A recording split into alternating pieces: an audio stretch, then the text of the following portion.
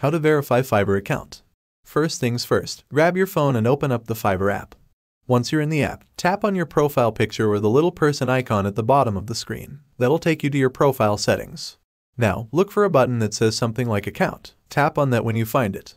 In the account settings, there should be an option to edit your email. Go ahead and tap on that, then type in the email you want to use for your Fiverr account.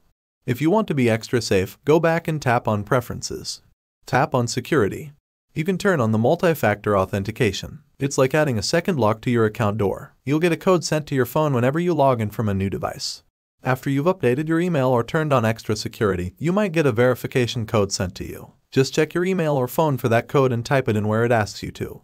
And that's it. Once you've entered the code, your Fiverr account should be all verified and good to go.